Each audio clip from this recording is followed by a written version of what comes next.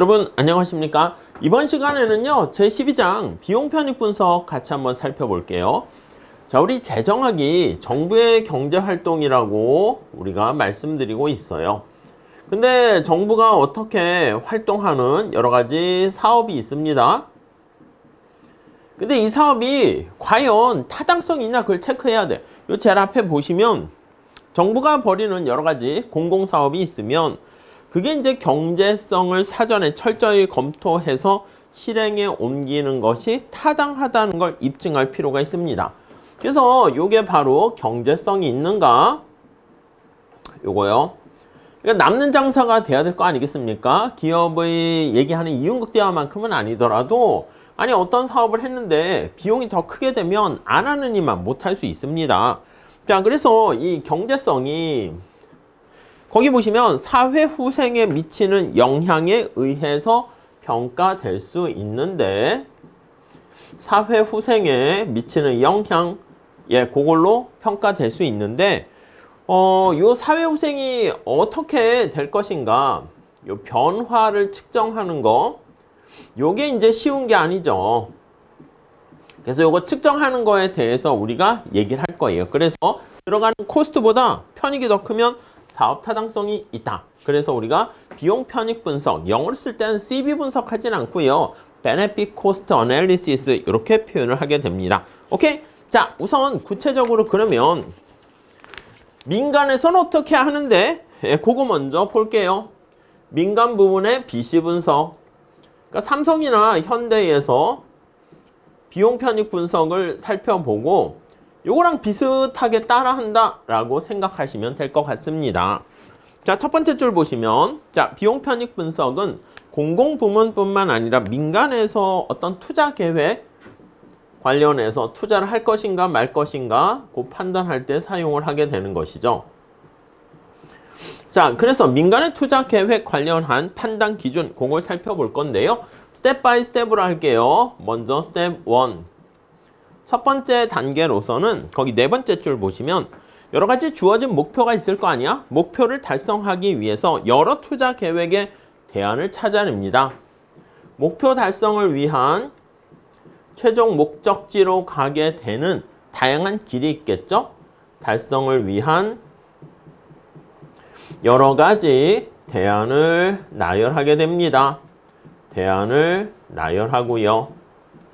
이렇게. 다음 스텝 2. 두 번째 단계에서는 이렇게 나열된 대안들 가지고 거기 보시면 각 대안이 실행되었을 때 결과로 나타날 수 있는 모든 것을 예측합니다. 그래서 대안에 따른 결과를 예측해요.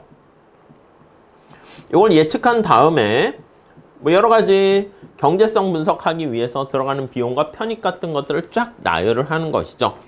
자, 그런 다음에 세 번째로 예측을 한 다음에 구체적인 편익과 비용을 계산을 합니다. 그래서 종합적인 타당성, 이윤 창출 가능성을 평가합니다. 그래서 베네핏과 요거 이제 화폐 가치로 나타냅니다. 요런 예측에 따른 편익과 코스트를 추정을 해서요. 추정해서 이윤 창출 가능성 아니면 뭐 종합적인 타당성 분석을 해요. 보통 우리가 타당성 분석한다라고 하면 요 비용 편익 분석을 얘기한다라고 보시면 되겠습니다. 오케이? 네, 그렇게 보고 그 다음에 여기서 가장 비용과 편익의 차이를 나타내는 순편익이 극대화되는 것을 선택한다. 이렇게 보시면 되겠죠. 자, 그럼 비용 편익 분석 관련해서 구체적으로 어떻게 하는데? 라고 보면요. 먼저 첫 번째는 현재가치법이 있습니다. 자, 이거는 우리가 어떤 기업의 투자라든가 정부의 공공사업도 마찬가지인데 투자를 하자마자 바로 편익과 비용이 나오는 게 아니죠. 그래서 거기 첫 번째 줄에 보시면 그 일정한 기간 동안 편익과 비용이 쭉 다르게 발생할 수 있습니다. N기 후에 그 효과가 나타나는 어떤 투자 계획이 있으면 이게 이제 첫 번째 기야. 요게 이제 제로 투자한 후에 1년 후, 2년 후, 그 다음에 N년 후 이렇게 볼 수가 있겠죠. 자, 그럼 편익이 이렇게 B0, B1, B2 이렇게 있고요. 그 다음에 N년 후에는 BN. 비용도 마찬가지입니다. C0, C1, C2, 점점점, CN 이렇게 있게 돼요. 근데 아시겠지만 우리 여러분 지금의 100만 원과 1년 후에 100만 원, 2년 후에 100만 원은 똑같은 100만 원이 아닙니다. 미래에 발생하는 것은요. 그것을 현재 시점으로 가져와야 돼. 그래서 미래에 발생하는 요거는 현재 시점으로 디스카운트를 해야 됩니다. 그걸 우리가 디스카운트 한다는 것을 할인한다. 이렇게 얘기하는 것이죠. 어떻게 할인합니까? 그러면 여기 나와 있는 거 1년 후는 1 플러스 R로 나눠주면 되고요. 2년 후는 1 플러스 R의 제곱으로 나눠주면 됩니다. 자, 그래서 여기 나와 있는 것을 말 그대로 프레젠트 밸류, 현재 가치로 바꿔가지고 편익과 비용에 대해서 그걸 나열해서 합쳐야 됩니다. 자, 그래서 거기 한번 보시면 두 번째 달랑 미래에 예상되는 편익과 비용은 적절한 비율로 할인돼서 현재 가치로 바꿔야 일관성 있는 평가가 가능하게 되고요. 이렇게 할인하게 되는 그 기준, 그 비율을 디스카운트 레이트, 이렇게 할인율 이렇게 얘기합니다. 네. 자, 투자 계획에 사용되는 자금의 기회비용, 기간당 기회비용과 일치하는. 그래서 보통 R이라고 많이 써요. 자, 그래서 기간당 할인율이 R이라고 하면은요. 자, 다음 페이지 한번 보시면 여기 나와 있는 이렇게 나타낸 것을 현재 가치로 할인을 합니다. 자, 그래서 순편익의 현재 가치를 할게. Net Present Value라고 하면 자, 거기 보시면 현재 시점에 발생하는 건 그냥 이렇게 단순히 쓰면 돼. 할인 안 해도 되죠. 자, 그리고 1년 후의 값이다 라고 하면요. 1 플러스 R로 할인해야 돼. 그래서 B1, C1 요거 1 플러스 R 이렇게 되고요. 그 다음 2년 후 거는요. B2, C2 이렇게 되고 1 플러스 R의 제곱 이렇게 되는 거 알 수가 있습니다. 이해 가시겠죠? 자, 그래서 거기 보시면은요. 그 12-1식 바로 밑에 현재 가치법은 어떤 투자 계획의 타당성을 이와 같이 현재 가치로 할인을 하는 거예요. 이 할인율을 나타내는 게 R이죠. 1 플러스 R 그걸로 나눠줍니다. 자, 두 가지 관점에서 평가할 수 있대요. 자, 첫 번째는 뭐냐면 아니 사업이 하나 있어. 그럼 이 사업을 해야 될까 말아야 될까? 그걸 우리가 판단할 수 있습니다. 그래서 채택 가능성이라고 표현할 수 있는데요. 채택에 대한 여부와 관련해서 순편익의 현재 가치가 0보다 크게 되면 이거는 사업을 채택하게 되는 것이고 0보다 작다라고 하면은 편익에 대한 현재 가치보다 비용에 대한 현재 가치가 크니까 이 경우는 기각해야 된다라고 보시면 되겠습니다. 오케이? 그거.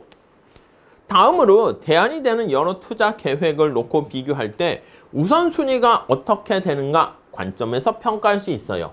자, 여러 가지 대안들 중에서 우선순위를 이렇게 판단해 가지고 가장 높은 순편익의 현재 가치 값을 우리가 선택하게 되는 것이죠.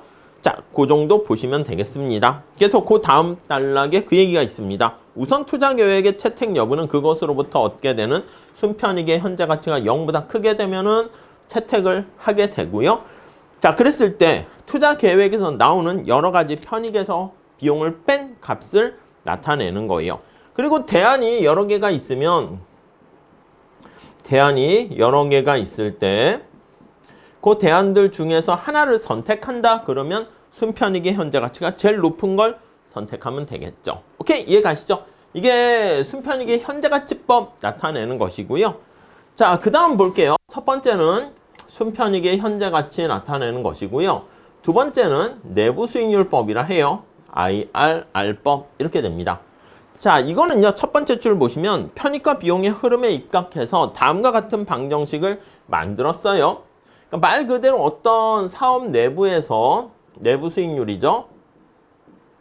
내부에서 얻게 되는 수익률, 약간 느낌 평균 수익률 그 느낌이에요. 자, 위에 순편익의 현재 가치 나타내는 방법을 이렇게 서메이션이라 해볼게. 그럼 1 플러스 R의 I 이렇게 되고요. 그 다음에 편익과 비용에 대한 이렇게 I가 뭐 0기부터 뭐 쭉 해서 n기까지 되어 있다라고 할게요. 자, 근데 요거를 제로로 만드는 R이 있을 거 아니겠습니까? 그래서 만약에 순편익, 특히 편익이 높아지게 되면 이걸 제로로 만드는 R은 값이 커지게 되는 거야. 자, 그래서 요 순편익의 현재 가치를 제로로 만드는 R을 이게 바로 뭐다? 이게 바로 내부 수익률이다. 이렇게 보시면 되겠습니다. 자, 그래서 우리 다음 페이지 한번 보시면 354페이지 가볼게요.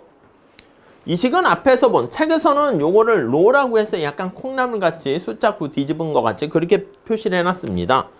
앞서 식은 미리 정해진 할인율, 이제 순편익의 현재 가치는 정해진 할인율을 대입을 해서 그때 얻게 되는 편익과 비용의 값, 순편익의 값을 계산을 해가지고 사업 타당성이 있나 그걸 체크하는 것이고요. 지금 여기서 나타내는 것은 바로 뭐냐면 요 할인율 R, 요거 R을 내부 수익률인 로라고 이제 이렇게 표시를 했어요. 내부 수익률인 로 이렇게 표현을 합니다. 이게 미지수가 되겠죠. 그러니까 당연히 이게 만약에 n차, n승까지 가버리게 되면 미지수가 어떻게 n개가 됩니다. 그래서 거기 나와 있는 것처럼 n차 방정식이 될 가능성도 있어요. n차 방정식이면 네, 이 로 값이 n개가 나오게 되죠. 그래서 2기면 당연히 2차 방정식이니까 중근이 아니다 그러면 2개가 나오게 될 거예요. 자, 그래서 이거 나타내는 내부 수익률, 이 로가 의미가 뭡니까 하면요. 그 내부 수익률 바로 앞에 가 보시면은요. 어떤 투자 계획이 의미하는 기간당 수익률. 그래서 어떤 투자를 했을 때 투자의 기간당 수익률, 이게 바로 내부 수익률이다. 이렇게 생각을 하시면 되겠네요. 오케이, 그 정도 보시고요. 자, 내부 수익률 가지고 평가하는 기준은요. 내부 수익률이 투자 계획에 소요되는 자금의 기회비용을 뜻하는 할인율 R과 비교합니다. 아니, 여러분들이 돈을 가지고 있어. 근데 이걸 만약에 사업에 투자를 했어. A 사업의 수익률이 7%라 할게. B 사업에 투자했어. 5%라 할게요. C 사업에 투자합니다. 그럼 이게 3%라 할게요. 이 사업 내부에서 얻게 되는 평균적인 수익률을 나타내요. 근데 여러분들께서 이걸 만약에 은행에 예금을 하게 되면 이자율이 만약에 6%, 4%라 할게요. 4%다. 이렇게 돼 있다 합시다. 아니면 은행에서 4% 이자율을 가지고 돈을 빌리는 거야. 빌려가지고 이 사업에 투자했어. 그럼 C사업 같은 경우는 해서는 안 되죠. 왜요? 아니, 은행에서 지금 4%로 돈을 빌려가지고 내가 3% 수익률을 먹었어? 그럼 이거 손해잖아. 그러니까 C는 하면 안 되고 여기 나와 있는 A와 B 사업이 내부 수익률이 이자율보다 크니까 사업 타당성이 있다. 이렇게 보시면 되겠습니다. 자, 그래서 따라서 우리가 이 사업에 대해서 판단할 것인가 얘기할 땐 요 로라는 내부 수익률이 R보다 크면 이 사업을 우리가 채택하게 되는 것이고 R보다 작으면 이때는 기각한다. 이렇게 보시면 되겠습니다. 네, 그 정도 보시죠. 자, 그 정도 두 번째 단락 내용 나와 있으니까 보시면 될 것 같고요. 자, 거기 보면 이 방법을 사용했을 때 특히 또 내부 수익률이 높은 걸 선택하면 되겠죠. 이 방법을 사용한 결과 그릇된 판단을 할 수도 있다. 이렇게 나와 있어요. 자, 근데 이렇게 채택을 했는데 펫 한계는 뭐냐? 라고 하면요. 거기 봅시다. 특히 투자 계획의 규모가 서로 다른 상황에서 우선순위를 정할 때. 아니, 그러니까 첫 번째는 어떤 A 사업은 7%라니까. 그래서 이렇게 7% 이렇게 돼 있어요. 근데 B 사업은 사업 규모가 이렇게 크다 합시다. 5%라고 하면은 A 사업보다는 내부 수익률은 작지만 절대 규모의 크기에서 이득은 더 크게 될 수 있어요. 자, 그러니까 요거는 뭐다? 예, 앞에 말씀드린 것처럼 그 사업에 대한 수익률이니까 비율은 알 수 있어. 그런데 사업의 사이즈까지는 이거를 고려하지 못해. 네, 그런 측면에서 한계가 있고요. 그 다음 또 보시면 내부 수익률법이 갖는 또 하나의 문제는 미지수의 로의 해가 하나만 나오는 게 아니다. 여기 n차 방정식이면 n개가 나오잖아요. 또 하나는 로가 여러 개가 나와. 그 여러 개가 나오는 거에서 과연 어떤 게 진정한 내부 수익률일 것인가, 그걸 찾기가 쉽지 않다는 것이죠. 뭐 그 정도 정리하시면 되겠어요. 자, 그 다음에 우리 비용편익 비율법 한번 볼게요. 자, 첫 번째는 순편익의 현재가치법을 이용해서 나타냈고, 두 번째는 내부 수익률법을 이용해서 사업 내부에서 얻게 되는 기간당 평균 수익률을 찾아냈고요. 세 번째는요, 비용 편익 비율법이야. BC 레이시오 해서 비율법. 네, 요거를 한번 보도록 할게요. 이게 비율 아니겠습니까? 자, 그래서 거기 밑에 나와 있는 것처럼 편익에 대한 현재 가치와 비용에 대한 현재 가치에 대한 비율로 생각하는 것입니다. 자, 그래서 요거 나타내면 당연히 이게 1보다 크면 어떻게 됩니까? 네, 이 사업을 채택한다. 이렇게 보시면 되겠죠. 직관적으로 봤을 때 여기 보시면 이 BC 레이시오가 1보다 크게 되면은 요거랑 같이 연결해 볼 수가 있을 거야. 자, 요거 이쪽으로 넘겨요. 그러면 편익에 대한 현재 가치가 비용에 대한 현재 가치보다 큰 거죠. 얘를 이쪽으로 넘겨요. 그게 바로 순편익의 현재 가치 아니겠습니까? 자, 여기서 편익에 대한 현재 가치랑 비용에 대한 현재 가치, 얘가 0보다 크다 이렇게 되니까 사실은 첫 번째 나와 있는 그걸 비율로만 나타낸 것이죠. 순편익의 현재 가치와 같은 맥락이다 라고 볼 수 있겠습니다. 자, 그 얘기가 거기 있고요. 다음 355페이지 가보시면, 자, 이 비율로 똑같은데 문제는 뭐냐면 이게 비율로 나타내다 보니까, 자, 355페이지 볼게요. 첫 번째 줄, 여러 가지 투자 계획이 있을 때 이 비율이 높은 게 바람직하다 이렇게 얘기할 수 있어요. 근데 두 가지 투자 계획이 있어. U라는 투자 계획을 한번 살펴볼게요. U라는 투자 계획은 현재 가치로 할인해서 평가한 편익이 베네핏이 얼마요? 250억이고요. 비용에 대해서 살펴보니까 100억입니다. 이렇게. 오케이? 근데 U 말고요. V를 볼게요. V. 자, V라는 이 사업도 가만히 체크해 보니까 편익의 현재 가치가 200억입니다. 200억이 되고요. 비용의 현재 가치를 계산을 해 보니까 40억 맞죠? 예, 40억 이렇게 돼 있습니다. 이렇게 100억이죠. 죄송해요. 계산하기 편하게 100억 이렇게 되어 있습니다. 자, 그러면 우리가 봤을 때 비용 편익 비율법으로 계산을 해보면 어떻게 돼요? 요거 분모분의 분자 이렇게 하니까 요거는 2.5가 되잖아. 얘는 2가 되잖아. 그러니까 어떤 사업이 좀 더 타당성이 있어요? 비율이 높은 게 당연히 비용 대비 편익의 비율이 높은 거, 요거를 채택한다. 이렇게 볼 수가 있겠죠. 이해 가시죠? 네, 이렇게. 자, 그런데 여기서는 이제 뭐가 문제가 생기는 거냐면 거기 보세요. 밑줄 치세요. 투자 계획 U에 대해서, 자, 이 U를 수행하는 과정에서 현재 가치로 봤을 때 40억 원에 해당하는 부수적인 피해가 발생해요. 사업을 하는 과정에서 사업 중 부수적인 피해가 40억 발생했어요. 피해가 40억 발생 이렇게 되었다라고 생각을 해보시죠. 오케이? 이해 가시죠? 자, 그러면 우리가 첫 번째 생각할 수 있는 건 뭐냐면, 아니, 부수적인 피해라고 이거를 우리가 피해가 발생했는데 비용이 증가했다 이렇게 생각할 수 있고요. 편익의 감소로도 생각할 수 있어요. 자, 그래서 거기 보시면 편익에서 빼는 방법으로 생각을 해볼게요. 이거를 편익의 감소로 인식을 합니다. 오케이?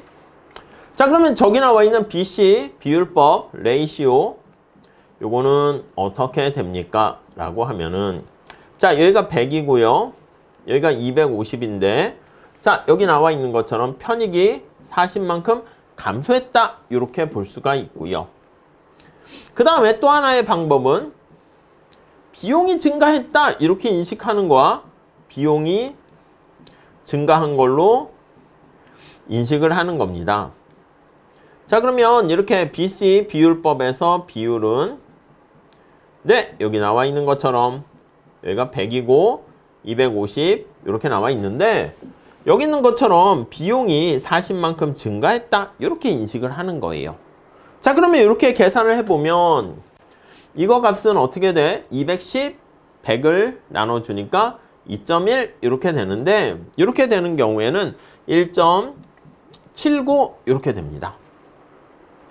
자, 그러니까 여기 한번 보시면 U라는 사업을 시행을 할지 V라는 사업을 시행할지 어느 게 더 낫습니까? 하면은 U라는 사업이 BC 레이쇼에서 값이 더 크니까 채택을 합니다. 얘보다는. 근데 중간에 여기 나와 있는 것처럼 이렇게 부수적인 피해가 발생했어.